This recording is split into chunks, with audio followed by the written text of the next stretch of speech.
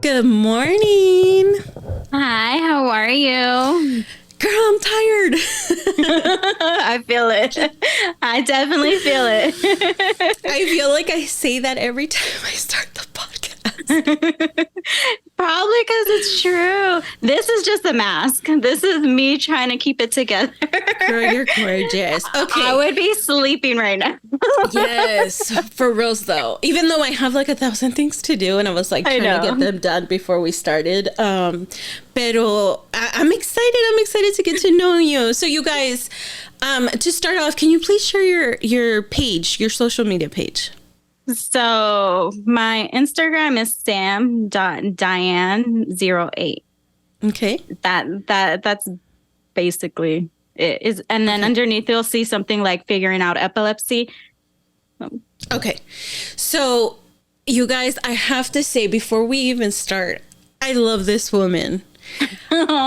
Thank you so much for always rooting me on. We don't know each other personally. We've never had the pleasure of meeting in person, but you, girl, you're always there, and I love it. Like, you're one of the batteries that keeps me going. So thank you for that.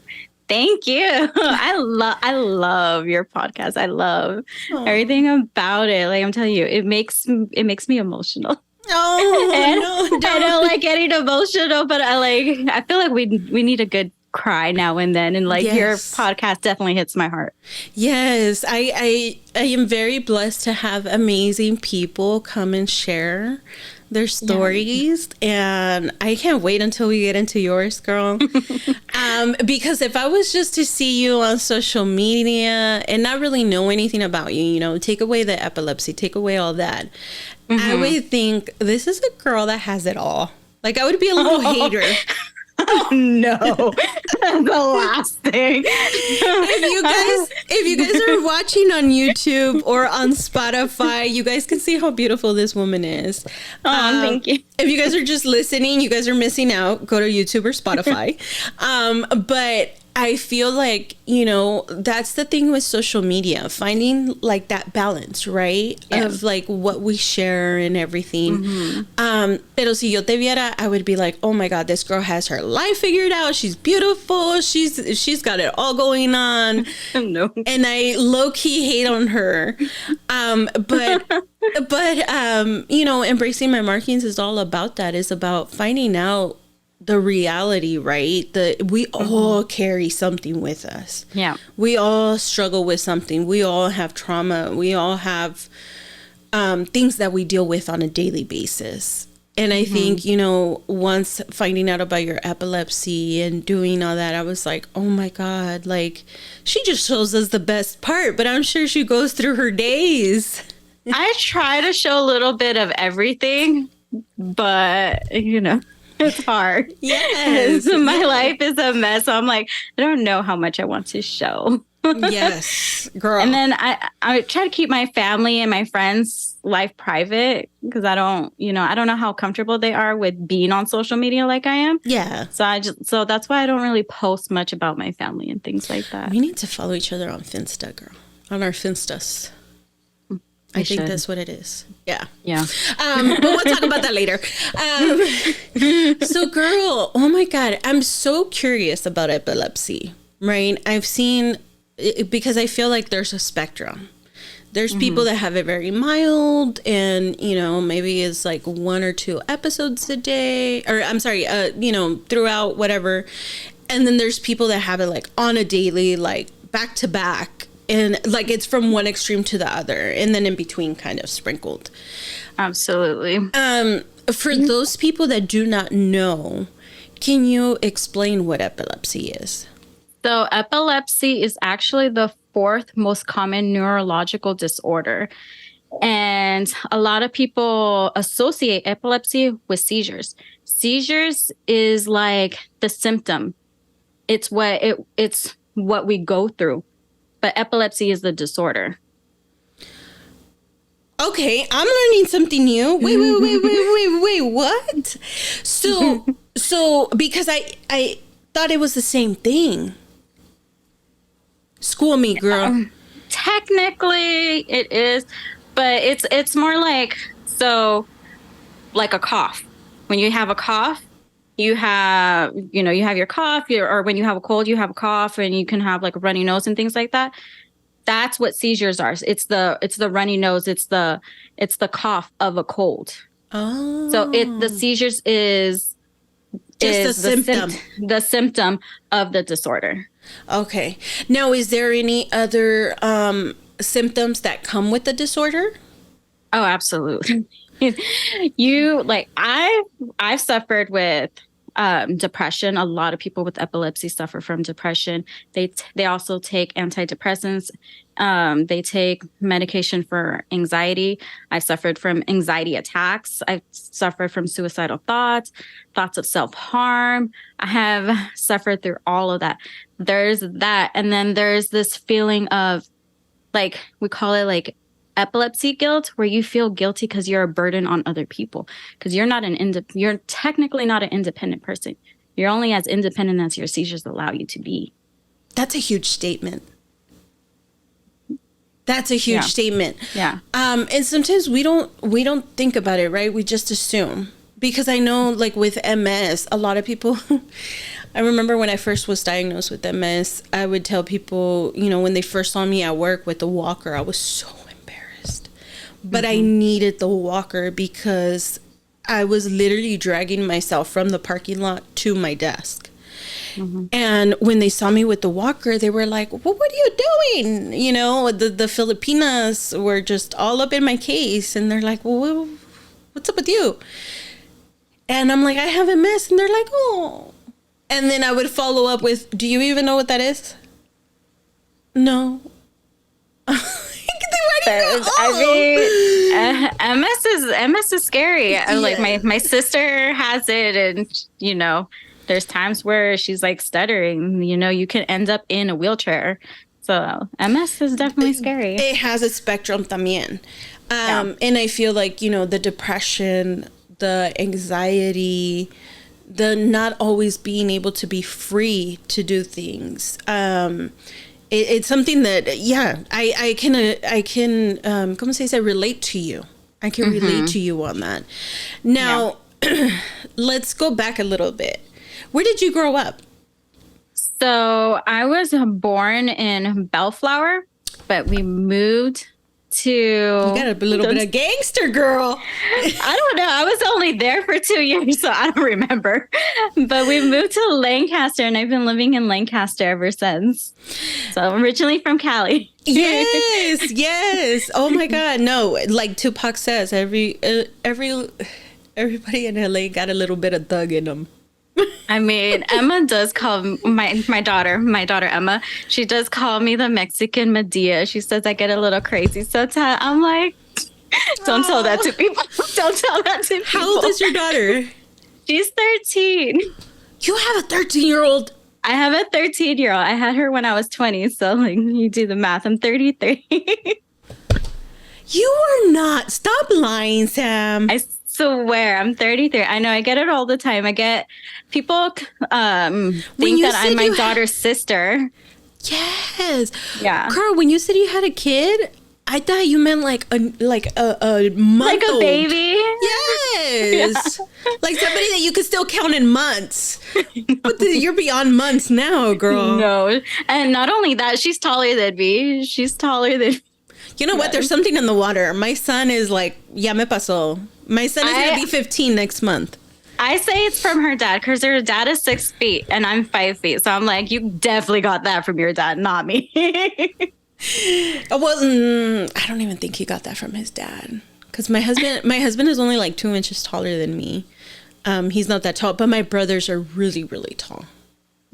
That's probably where he gets it from. Yeah. But wow. Okay. So you were raised in Lancaster. What was your childhood like? Lancaster was, back when I was growing up, it was predominantly white. Now it's a mixture.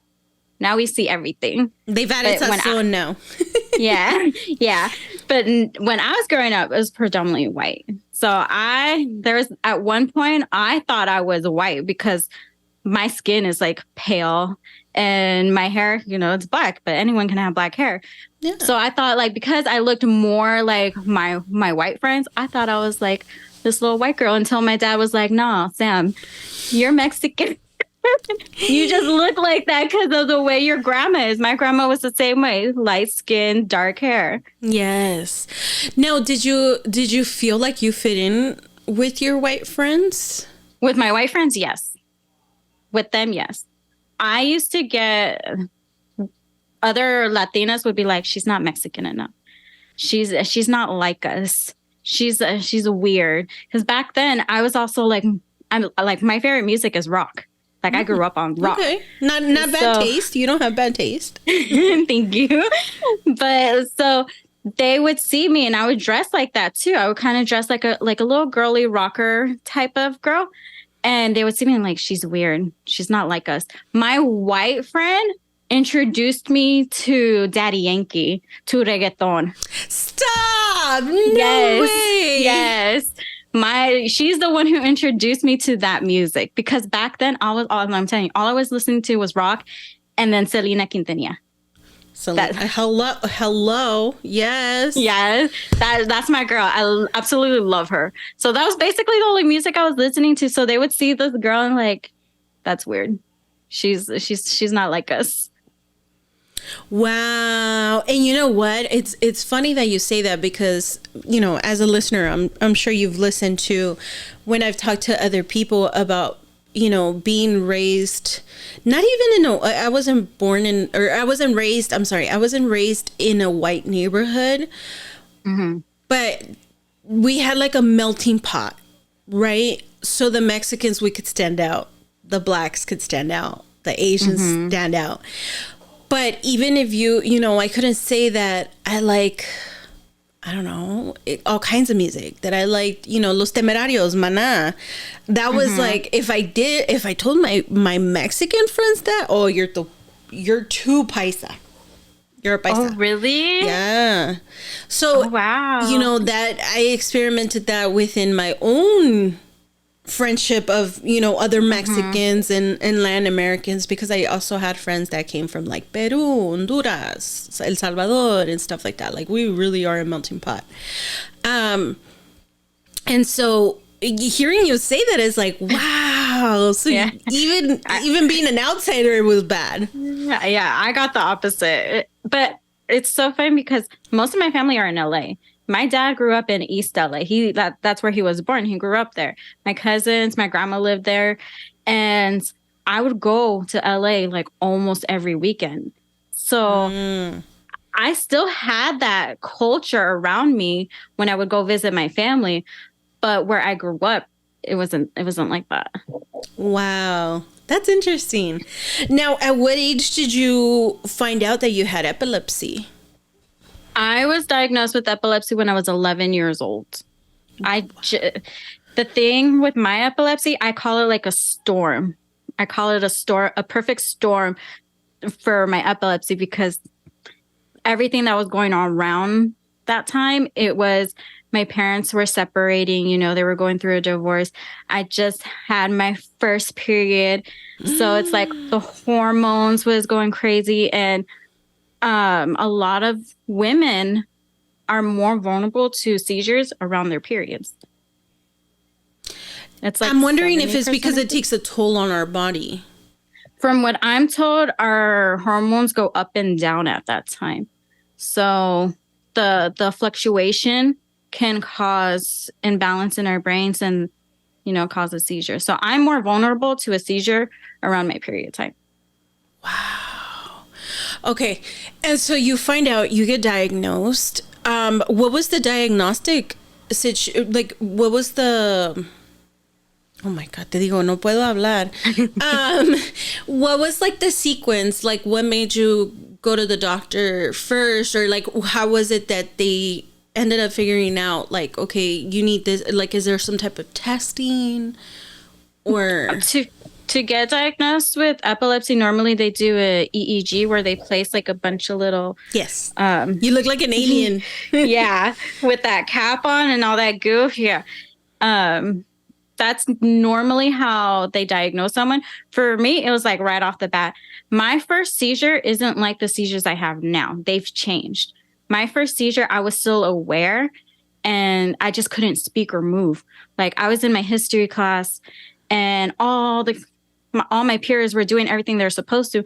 And I'm freaking out because I couldn't move. I couldn't reach for a pencil that I needed to write what was on the board. And like tears were running down my face. I was praying that someone would see me, that there's something wrong with me. And then they called the ambulance. My mom was working at the middle school at the time. So they called my mom. And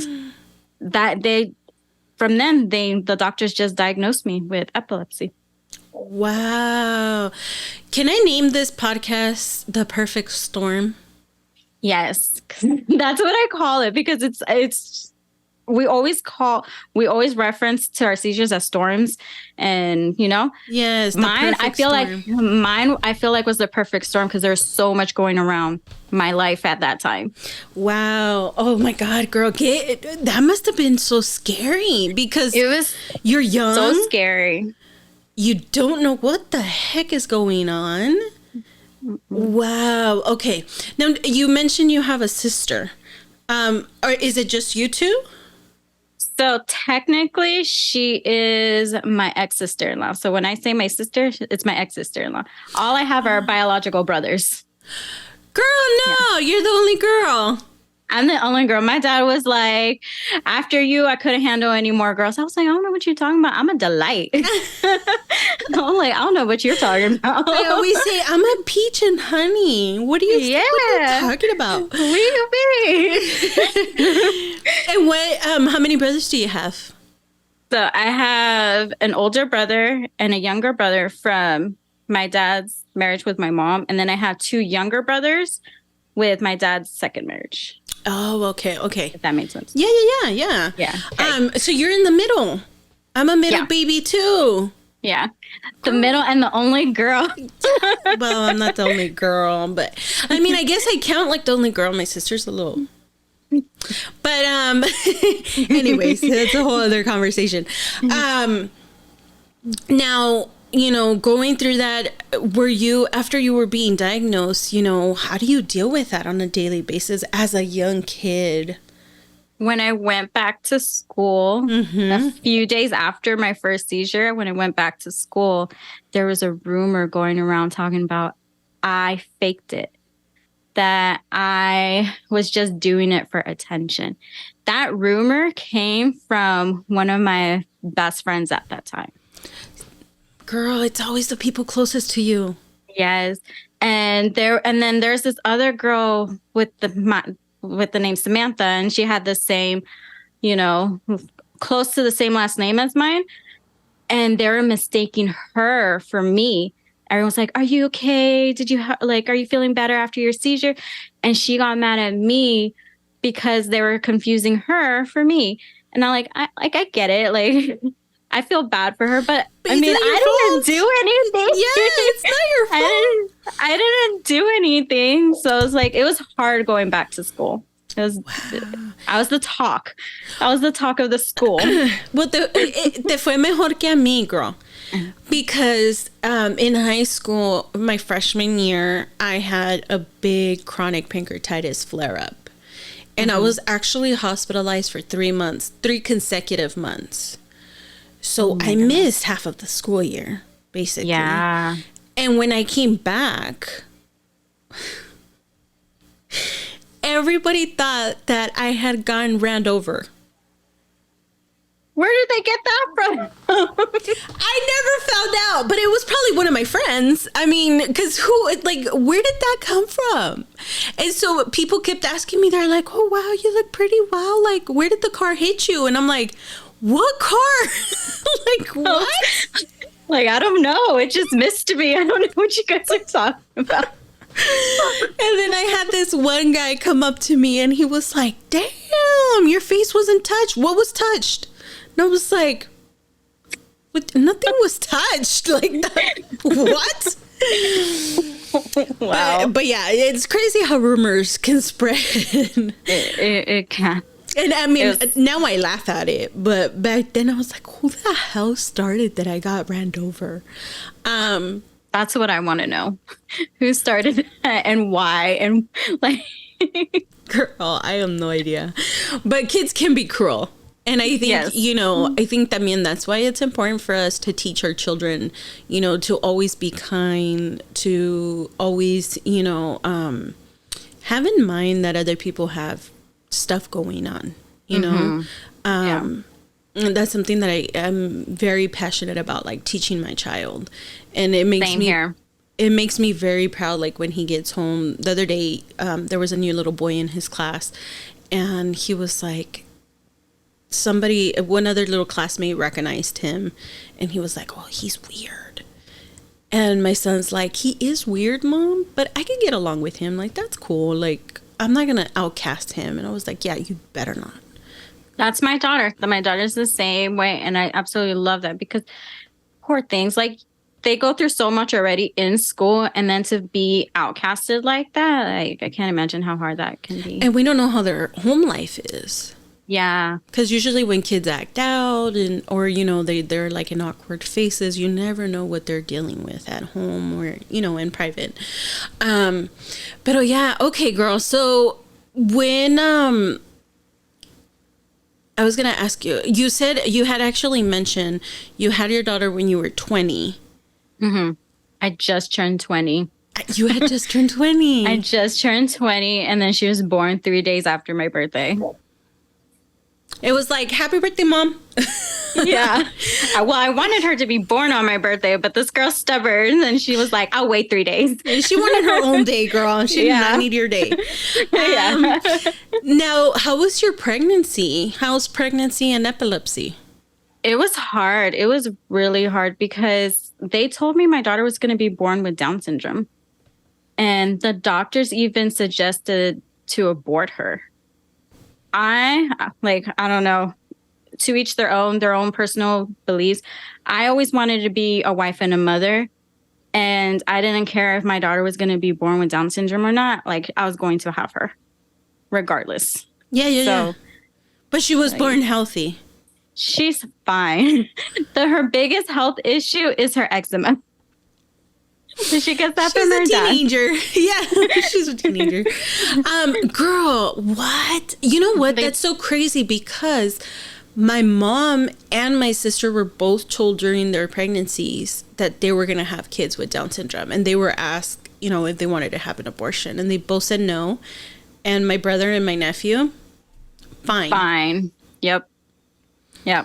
So that's what happened to me. That's sad. Yeah. I was like, I told my ex-husband, I was like, thank goodness, like, I didn't listen, because for him it was up to me, since I'm the one carrying the baby. So, and I was like, I'm not gonna do it. I can't. Yeah. I always wanted to be a mom and a wife. Like, those were my dreams back then. What are your dreams now? Now is to bring more awareness to epilepsy and kind of grow in social media, branch out to even podcasting, YouTube, TikTok, all that. Just branch out. Yes, girl. Yes, I'm here for it, because it helps. It helps. I love listening to shows that teach me something, right? Mm-hmm. I love getting information, especially because I feel like I don't know much. That's me. That's why I like listening to certain podcasts, because I'm always learning something new. Yes. Mm-hmm. So I would totally be here for like a show, where you describe like the struggles and maybe like the ups, because I'm sure there's some ups to epilepsy, hopefully. With MS, it's nice that I get a handicap parking. I don't get to drive. I was going to ask that. So that was my next question. Do you get to drive? I don't. I've never had my license. The closest I've gotten was my permit. And then I had a seizure, and that was taken away. Oh, okay. Girl, how do you deal with that? Most people with epilepsy can't drive. Me, I just, like, about a month ago, my neurologist just said, hey, like you're doing so much better. Like I think you're good to drive. So I got the okay, but I don't drive. Are you scared at this point? I'm a little scared to drive, not gonna lie, because I see the crazy drivers out there, and then I live in California, and it's a worse. So Yes, girl, I'm scared yes. of that, but I'm also scared. Like, there's always that what if? What if I have a seizure and I'm in the car, and then I have my daughter with me? So it's like that. That's also in the back of my mind. I'm like, I'm gonna get my driver's license, but I'm not gonna be driving all the time. It's going to be rare. It's only if I absolutely have to. Or I'm maybe would you feel more comfortable like if somebody was in the like an adult being in the car with you? Yeah, like that. I'll drive like that. Yeah. But now, when you get the episodes, right, with the symptoms, and you're gonna have a seizure, do you know that it's coming on, or it just happens? for some people, it just happens, and some people get what's called an aura. I get those. So my eyes start twitching consistently, and that's when I know I'm going to have my tonic-clonic seizure, which is like the big seizures that most people associate epilepsy with. That's the kind that I get. So when my eyes start twitching, I take my rescue medicine. It knocks me out for like a day. I wake up and I'm fine. I didn't have a seizure. Wow. Girl. I would take that So if I don't post anything, it's probably because I'm asleep. If you don't answer, you're knocked out. Yeah. Yeah. Wow. Well, I would take that as an up, though. It is. Because then I have an excuse to rest. Do not bother me. Do not nothing. Because it's overwhelming sometimes to, like, you know, be a mom, be a working adult. Yes. It's very difficult. Are you able to work? Working is hard. I used to work in a special education classroom, working with kids with like autism and Down syndrome. Like, I love kids. So like that was amazing working with them. The hard thing about that, though, is because the getting there, like, how am I supposed to get there? And then I'm a single mom. So our schedules don't always, they don't always align. So how am I supposed to get there? There's times where I would go to work early because she did go to the school that I worked at. So I would go to work early, stay there 3 hours before my shift, just so I can drop her off at school. And I would just stay in like the lounge for 3 hours. That's hard. That's really hard. So is your daughter's like school walking distance? No, her school was not walking distance. It was about 5 miles, maybe more. So how would you get there? Sometimes my mom would drop me off, and sometimes I would take Uber. Oh. Sometimes I didn't have enough money for Uber. Yeah. So my mom would pick us up, or we would just walk home. So there's no program out for people with epilepsy where maybe they give you like discounted rates, or there's a service that can maybe provide transportation to and from like where you need to go? Not that I know of. I just saw a post on Instagram where Uber is offering like $50 for rides for people with epilepsy. That's awesome. Yes, I need to get on that. Girl, $50, that's a lot. Oh yeah. In Uber rates? Yes, I'll take that. Yeah. Because that must be very difficult, like you said, to, for work, doctor's appointments. Oh, I have to schedule everything around sort of like my mom's, because my mom is my biggest transportation. So I kind of have to schedule everything around her schedule so I'm able to have a ride. Otherwise, if I can't, it's either a public transportation, Uber, or walking. Wow. God, girl. Now, my poor daughter. You know what, though? She's almost at the driving age. She's almost then she's going to be your personal driver. That's what I told her. I told her, you're going to be my Uber. Yes. But can I kind of dig into that a little bit deeper? Are you okay with that? Yeah. Personally, how does that make you feel? Oh, it's one of my biggest insecurities. Really? It's one of my biggest insecurities. And to a lot of people, driving doesn't seem that big of a deal. Mm-hmm. But for me, it's independence. It's freedom. It's saying that my seizures, my epilepsy doesn't have a control over my life. But when in reality, it does. Like, I can't do a lot of things that other people without epilepsy can do. So I can't just get up and go. Like I would love to do that. I can't. Even visiting my family that live an hour away from me is hard. I either have to go with my mom or I have to take a 2-hour train ride to get there and visit them. Sometimes my dad lives in Ventura. Sometimes I have to take a train ride to LA to meet him at his job. So then we can go to his house, and then he has to drive me back to my house, which is like an hour and a half away. So it's like, it just to get anywhere is an ordeal. An ordeal. It's really hard. And what people like myself or anybody that's listening that can drive, we don't see it as a big deal because we could just grab our keys and go. No. But yeah, I had to plan everything out. I had to plan everything out. My whole day. Before I leave the house, I have to make sure, okay, I'm going to take Uber here. And then if it's walking distance, I'll walk here and then take Uber back home or, wherever else I have to go if I don't have a ride. Girl, my heart goes out to you. My heart goes out to you, and I mean that sincerely because I can just imagine, you're an adult. You're an adult. You have a full-grown child. Yes. And the desesperancia, like that. Oh, like I'm trying to put myself in your shoes, and I would feel like you said, like my biggest insecurity, and I would feel like such a failure because it's like, yes. Damn, like I can't get better because there's no medicine to make you better. Yeah. It's the medicine is just really about controlling seizures, just controlling the symptom. There's no cure for epilepsy. Unfortunately. And the thing is that a lot of people with epilepsy, they feel like a burden to their families. Yeah. How could you not? Because you have to rely on other people a lot. And I absolutely hate asking for help because I'm already asking so much. To ask for help even more, it's like I feel like I'm bugging them. Even though they're like, so do you stop yourself? Do you stop yourself from asking sometimes? Oh, absolutely. Like, if you hear me ask for help, it's because I'm like, I don't know what else to do. Wow.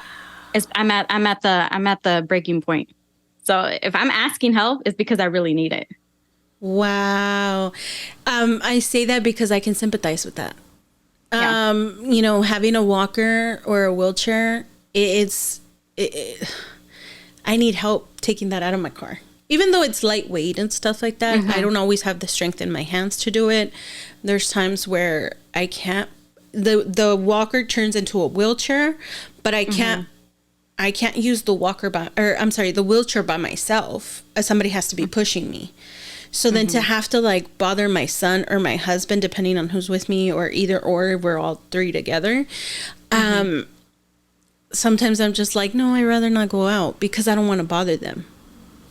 And I tell them, I'm like, go without me. Like, that's me. Dad and Sunday.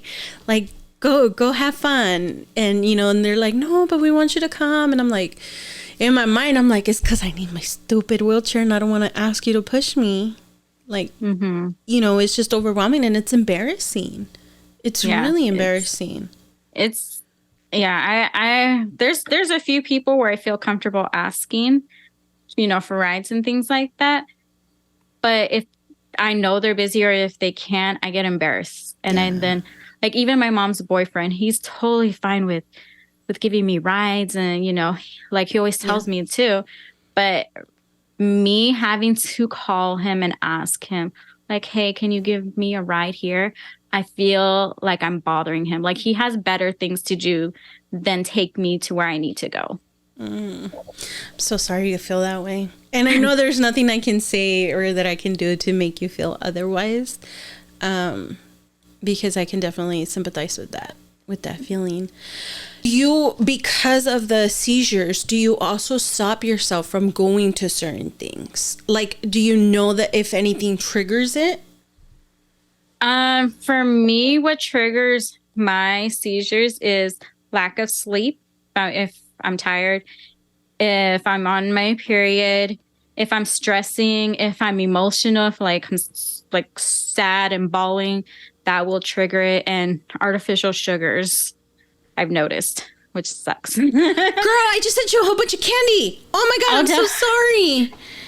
don't worry. Like I would have ate candy anyways. Like that's one thing I struggle with. I'm over here with the Starbucks drink with sugar, so don't even worry about it. Oh I my share God. too, so Oh my God. Girl, that must be because hello, we're women. We're always emotional. We're always stressed out. I mean, we get our period once a month, you know. oh, it's so bad. I hate my period. Yeah. Like, just imagine being on your period and then having that extra thing where you can possibly have a seizure. That's my thing. Like, and everyone knows when I'm on my period because my eyes start twitching a little bit more, and then my mom's like watching me like extra hard. My daughter's paying attention to me even a little bit more. Like, she worries about me, so she's like, "Are you okay? Are you feeling okay?" Like, Yes. I'm good. Like, And then like not no getting worries. enough sleep, like the anxiety, Yeah. it sometimes doesn't let you sleep. There's times where I am falling asleep when the sun is coming up. Yeah. It gets Yeah. that bad, and I have to sleep till the middle of the day, and then like half my day is gone, and I feel like I've done nothing with my life, and then that just goes back to like the depression Yes. and everything. So it's like a vicious cycle. Yes, it's like a never ending thing. Mm-hmm. Now, you know, being a mom, right now that you mentioned that your daughter like comes vigilant, right? When she sees your eyes twitching or when she knows maybe that you're on your period or maybe that's something that you're stressing about. Mm-hmm. Does that bring you mom guilt? Oh, absolutely. Absolutely. Because so her dad lives in Oregon. He doesn't live here. Oh my God. Yeah. So that she doesn't always want to go and visit her dad because she's afraid that if she leaves me, I'm going to get sick and no one's going to be here to take care of me. So I have that guilt where like she's worried about me when I'm the one who needs to be worrying about her. Like, girl, go have fun, go with your dad, go be with your dad. That's totally fine. I'll be okay. Like, but Oh my God. So I go to therapy and that was something, my biggest struggle, that mom guilt. I mean, we already feel guilty for just bringing them into this world. yeah. But you know, we never feel good enough. Mm-hmm. Oh, I struggle with that so much. I struggle thinking I'm such a bad mom that I haven't done enough. And like everyone tells me how great of a mom I am and this and that. And You don't they feel tell it. me I don't always feel it. Sometimes I'm like, okay, I'm doing okay. And then there's other times where like, man, like I'm a horrible mom. Like I need to be better. And I'm always pushing myself to be a better mom. But I'll share sometimes I something just with can't. you that I'll share something with you that my therapist shared with me. She was like, instead of looking at it that way, try to look at it from a different point of view. And I'm like, what other point of view? I'm messing up my kid. And she was like, no, she's like, you're raising a child that's unique. Not every child gets that experience. You're raising a child that's going to be empathetic. You're raising a child that's going to be mindful. You're raising a child that's going to be responsible. Yeah.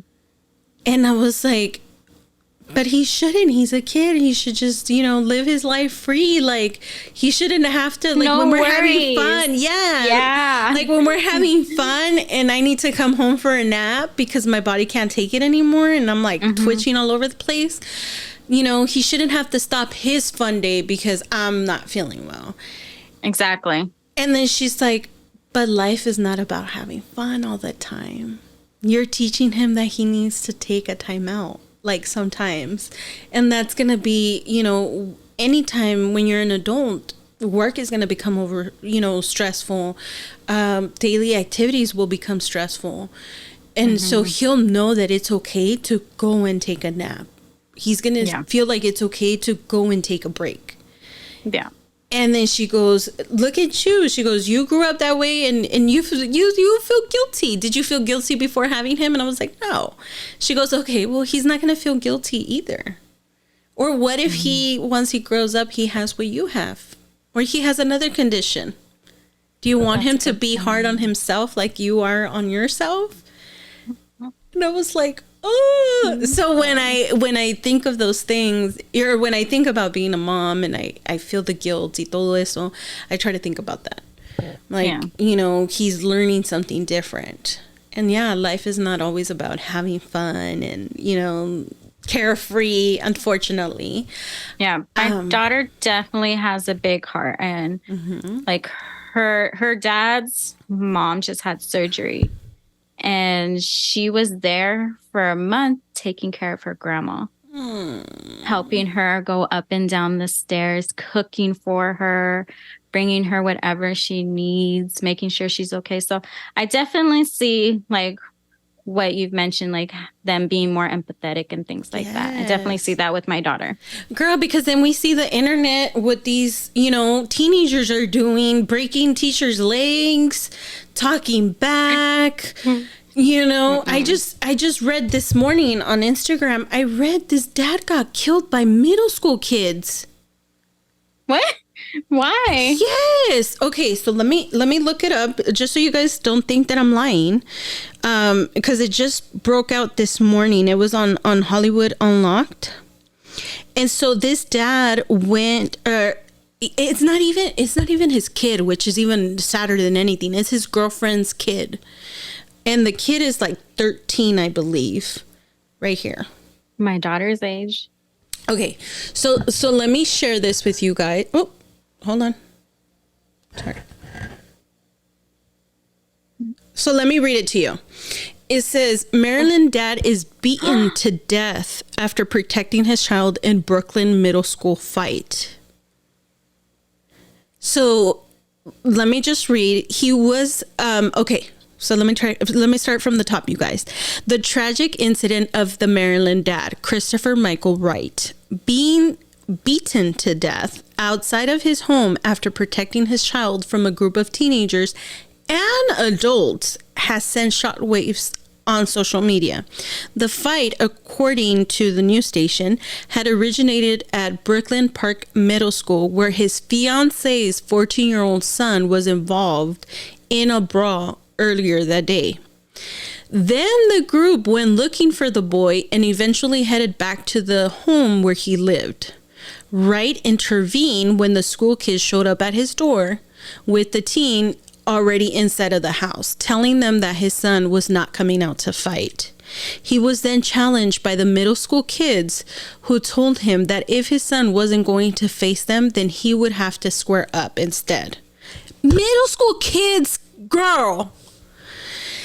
Oh my God. These kids have like you think like the audacity, right? And then it says, square up, leading Wright to suffer from a traumatic brain injury that resulted in his death. The incident was partially captured on a security camera, and school officials confirmed that a fight had taken place earlier in the day at school. However, no charges have been filed against any individuals so far, and law enforcement officials are still investigating the crime. I'm like, that's horrible. That is horrific. What? I was afraid to call my friend's house, because we didn't have cell phones back in the days. I was afraid to call after 5 p.m. to my friend's house. Right. Because I didn't want to be disrespectful. Right. Right. I cannot imagine. We need to go back to that. Girl, yes. Because I'm like, where are these parents? who's raising these kids? That's the biggest question. Who are raising these kids? Because for them to say to an adult, square up because your kid doesn't want to fight us, like, how dare you? How disrespectful are you? Girl, as soon as if I was one of those little kids like looking for a fight, you know, and I see that his parents are home, I would just wait for him at school the next morning. Like, I'm not gonna go knock where there's adults. Exactly. I mean, the dad looked a little scrawny, but that shouldn't matter. That's an adult. Like, what happened to respect? Yeah, respect your elders. Yeah. So again, you can see the picture. That's so horrible. That's so sad. And the thing is that wasn't even his biological child, right? It was his fiance's child. But now look at the repercussions. And can they be charged as adults? You know, depending on the state that they live in. Can they be charged as adults? And you're going to throw away your whole entire life for that. For a middle school fight. That's horrible. That's horrible. I feel so bad for that family. Yes. For that family, and then the family of those kids too, because can you imagine? I don't know. If my kid did that, I would feel so ashamed. I would feel so embarrassed, and like I would feel bad for that family that my kid hurt too. Girl, I would move of the embarrassment. Yeah, definitely. I'd probably want to move out of the country. Change my name, everything. Yes, girl. Que vergüenza. And you know what, child? You're going to have to face reality. And if you end up in jail, I'm sorry. Consequences. I don't know if I can go visit you, because do I want to see my child in jail? You know, they're only a little kid. Exactly. They're only a little kid. They're in middle school. It's not like they're even in high school. They're in middle school. They're barely starting their teens. I feel like I just turned 37. I feel like I'm just starting to live my life, girl. Me too. Yes. I'm in my 30s too. I'm 33 and I feel like I'm just starting life. Really though. And then especially, you know, that our kids are getting older, then that's the part where it's like, oh, I have to come back to me and who I am without my child, because my whole entire last 15 years have been about my child. But now it's me again, you know? And that's my transition right now, trying to figure out myself again. Yes. And so when we talk about the mom guilt, I 100% understand it. Yeah. But then I look at cases like that and I'm like, I'm not a bad mom. Yeah. I'm not a bad mom. I'm raising a kid that's very conscious of respect of, you know, people that have disabilities. Like he's learning all that. That's amazing. Yeah. And my daughter tells me all the time. So I think that helps too, that like I'm such a good mom, and like she'll tell me she loves me. She'll spam my phone with like different I love you gifts and things like that. She loves doing that. She thinks it's the funniest thing. So I'm like, okay, I'm doing something right. I need to go pick you up and bring you down to come and visit, girl. Oh, I would love to. I've been wanting to go to San Diego for the longest time, really? Too. Yeah, I have family in San Diego, but I haven't been there in years. So I'm like, Are they like in the north or south part? I have no idea. They're near a mall. They live like across the street from a mall. That's all I remember. There's malls in every city. I know. I think they're close to SeaWorld too. Ah, okay, so they are close to me. Okay. Yes. I don't know. So I don't drive, so I don't pay attention. Yeah, girl, I drive and I don't know how to tell you north from east from west. My directions are turn left at McDonald's, keep going. If you hit a Burger King, you've gone too far. Those are my directions. Hey, you're gonna see Joe from the gas station. That he has like a whole cart full of things. Then you turn right there. Yeah, that's exactly me. I know I've been lost before. And I call my husband and I'm like, oh my God, I hate the stupid Google Maps. And he's like, breathe. And he's like, stop. wherever you are, like find somewhere safe to stop. And I'm like, okay. And I am literally in tears, girl. Like I'm in tears. And he'll pin my location because we have the Life 360. Mm-hmm. And he'll direct me like if I'm like a 5-year-old. And he'll be like, you have such a good husband. I need one like that because I guarantee you I will be getting lost. Yes. Pobrecito. No, but I feel bad because he deals with so much of my shenanigans. But he'll, you know, I'll never forget one time I had to go and pay a bill and I got lost and I called him and I was crying and there was truckers because it was like right by the Otay border. Because I'm in South San Diego. Like, okay. I'm like 20 minutes away from SeaWorld. And so, I was like, I don't know, and all these trucks. And he's like, just stop. Where are you at? And I'm like, I'm at a 7-Eleven. And then he was like, okay, stop. Okay. He's like, park wherever you can. And just tell me, are you parked like backed up or did you go just in? And I'm like, I'm just in.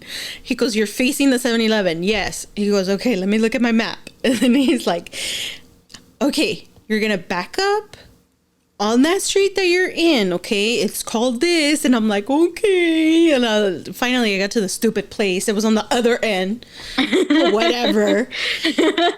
Whatever. No, Google Maps doesn't always help. Like, so I haven't gotten lost, but my mom has gotten lost a couple times with it. Yes, stupid Google. It kept telling me to go towards like the trucks. And I'm like, here I am in a little like, at that time I had a little Toyota Scion. And so I'm with my little Toyota Scion and these huge semis, and I get anxiety with the semi trucks. Me too, and I don't even drive. Girl, I get anxiety bad because I feel like he's gonna trump on me. I've seen too much 2020, but Final Destination too. Yes. Those movies ruined us. Girl, I didn't even watch that because I knew I was gonna be ruined. But yeah, so. You know, I forgot what we were even talking about, but you're getting lost. Yes, but I want to go get you, and I want to come. I want you to come visit us. I would definitely go. I'll definitely go. My cousin and I, my cousin that lives in LA, we're trying to make plans to go to San Diego. Yes. So if you come, I'll meet up for you. Lunch, breakfast, dinner. We'll definitely meet up. I'll definitely hit you up and be like, hey. Let's go. Let's go have a girls' day. Yes. I'm here for it. I can take you around town. Yes. Some of my favorite places. But yeah, wow, girl. So you've dealt with a lot. And so with your social media, you sharing about your epilepsy, has that helped you connect with others? It has. It's still a learning curve for me because I went from hardly ever posting on social media, like 20 years without speaking to not even my family members about epilepsy, to posting on a daily on social media about my epilepsy. So it's still kind of new for me, this whole thing. Yes. But I'm trying. Yes. And continue to post, girl, because I feel like, you know, most of us have so many questions, or at least I know I do. You know, like I didn't know, could you tell that there was an episode coming beforehand? Because I remember this case, and I'll put in the clip here. Dramatic video here. A postal worker is in the hospital with major injuries after getting hit by a car in National City. This is tough to see, but the whole thing was caught on camera. We do want to warn you, the video is graphic. The postal worker was standing outside of his truck on Highland Avenue this afternoon when a car plowed into him. A group of Good Samaritans jumped into action to help stop the engine and then back the car up, while the postal worker remained pinned. When the car moved, he fell to the ground, his legs bleeding. It took more than 30 seconds for anybody to help him. Finally, you see a man talk to him and then go get the truck and also get a drink from inside to give him. First responders arrived. They put a tourniquet on one of his legs. We called 911. They basically came out in, I would say 30, like within a minute. So they were pretty responsive. And first responders say the driver of the car has a history of seizures. And so the postal guy gets ran over by this driver that had an episode while driving. And the guy wasn't even supposed to be driving. And so now you affected that person's life and completely ruined their future. Yeah. By making a selfish decision. Yeah. And now we don't even have an excuse because there's Lyft, there's Uber, like, yeah. And everybody I mean, has a car. Yeah. I mean, I just got approved to get my driver's license, but I know there's always that factor that, you know, I could have a seizure while I'm driving. So I would rather be safe than sorry. If I'm even feeling slightly weird, I'm not going to drive. Like, I have that precaution. And then my mom too, she's like, oh, if you're on your period that week and the week before, you're not driving. Those 2 weeks you're not driving. I don't care. I'll take away the keys. My mom, she's like, she doesn't care. Just imagine as a mom. Now I understand my mom. Yeah. I understand my mom a lot better much. Now that I'm a mom. Yes, girl. Yeah. Yes. Like, It doesn't thing. matter if we're going to be 50. If our moms are still alive, they're still going to be like worried. Yes. Yes. My mom constantly worries. The people that worry the most is my mom and my daughter. Yeah. They're the ones that worry the most about me. Wow. So have you even tried dating after your divorce? I've talked to guys here and there. I shot my shot here and there.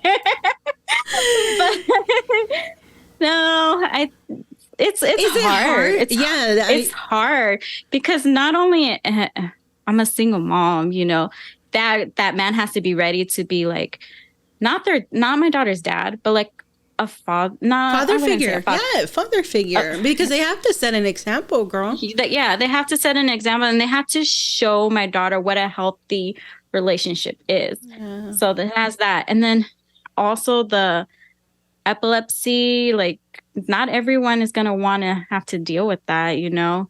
I've gotten comments where I was made fun of because of things that happened to me during a seizure. I've been told that no one would be able to love me because of my seizure. No one would want to deal with that. So I think that also plays, or it's in the back of my mind. But why would what? Mm-hmm. Why would they? I don't know.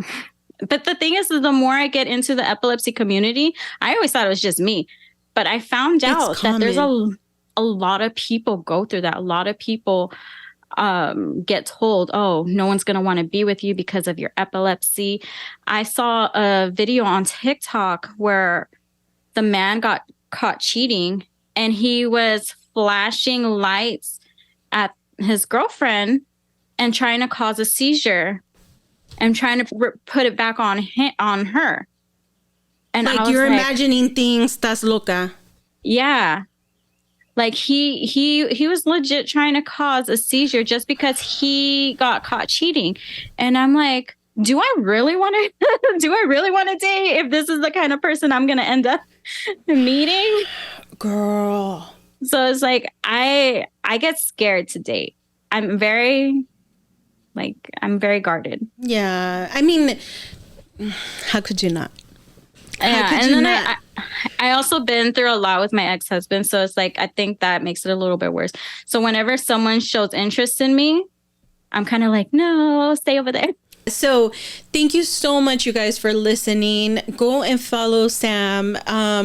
Give her pom-poms because she's doing something that's great. I think it's amazing what you're doing, bringing that attention to epilepsy, so we could be schooled and know more about it, how to react, what can we do when we see somebody through a seizure. I wouldn't know what to do.